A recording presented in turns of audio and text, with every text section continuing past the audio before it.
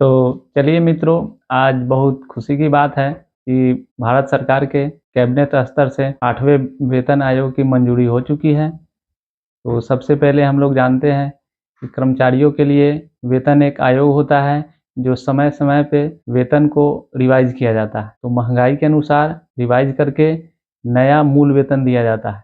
उस मूल वेतन पे महंगाई भत्ता और आवास भत्ता, चिकित्सा भत्ता जोड़ करके और जो कटौती होती है एनपीएस के लिए वो मूल वेतन और डीए का 10%।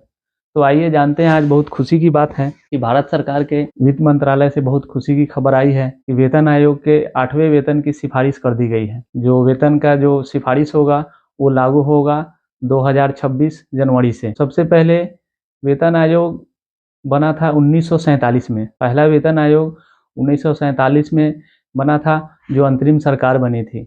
दूसरा वेतन आयोग आया 1957 में और तीसरा वेतन आयोग आया 1973 में। चौथा 1984 में और पांचवा 1994 में और छठा 2006 में और सातवां 2016 में। तो इतने 7वें वेतन आयोग का लाभ सभी कर्मचारी ले रहे हैं। तो 9 साल बीत चुके हैं। तो सबको इस खुशी के पल का इंतजार था कि कब घोषणा हो और नया हमें रिवाइज मूल वेतन मिले। और हम लोग जानते हैं कि पिछले 2016 में कर्मचारियों के जो मूल वेतन बनाकर किया गया था 18,000। तो अभी पिछले मूल वेतन में जो वृद्धि हुई थी तो मूल वेतन का 2.57 गुना 2.57 गुना जो पहले मूल वेतन हुआ करता था 7,000। छठे वेतन में 7,000 मूल वेतन हुआ करता था। 7वें वेतन में 18,000 मूल वेतन हो गया। तो आगे अब देखना है कि होता क्या है। आइए हम लोग दोस्तों समझते हैं जिन कर्मचारियों का या जिन शिक्षकों का मूल वेतन अभी 25,000 है।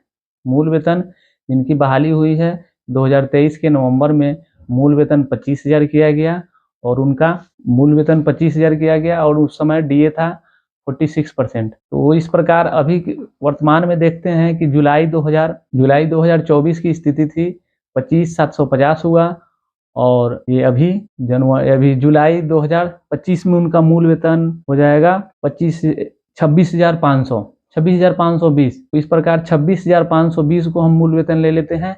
इसको 1.92 से करते हैं। ऐसे सूत्रों की खबर आ रही है बहुत अखबार से, न्यूज चैनलों से कि 1.92 के आसपास वृद्धि होगी। तो हम लोग आइए देखते हैं 1.92 की अगर वृद्धि होगी तो आपको दिखाते हैं। हमने इसका कुछ कैलकुलेशन किया है। 2.92 की स्थिति से 1.92 की स्थिति से होगी मूल वेतन बढ़कर हो जाएगा 50,918 रुपए। और इसका हम लोग जानते हैं कि जब नया मूल वेतन आता है तो डीए 0 हो जाता है। उस समय की परिस्थिति अनुसार उस पे कम से कम 5% या 10% से शुरू होता है। तो उसको हम लोग 5 से 6% पे हमने लिया है। कुल मिला के 6% हम लोग मकान किराया भी मान सकते हैं और 6% मूल वेतन।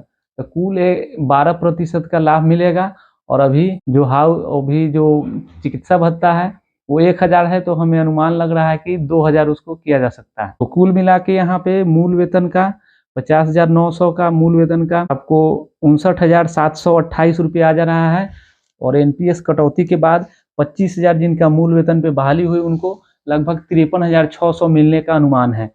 ठीक उसी प्रकार अगर इनको 2.57 मतलब 2.57 गुना 7वें वेतन आयोग की तरह अगर मिले लाभ, तो इसको देखते हैं हो जाएगा कुल वेतन जो डिडक्ट करके मिलेगा।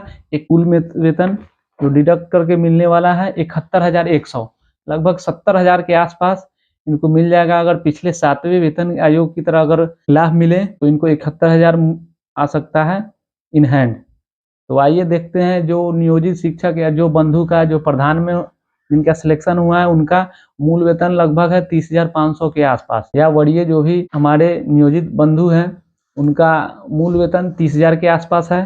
तो जिनका 1.97 के आसपास अगर वृद्धि होती है तो उनका कुल वेतन मिलेगा 61,000 के आसपास। और ठीक उसी प्रकार अगर 2.57 से अगर हम लोग गुना करते हैं, अगर 7वें वेतन के आयोग की तरह अगर उनको सुविधा मिलती है, लाभ मिलता है, तो यहाँ पे उनका हो जाएगा 81,000 के आसपास।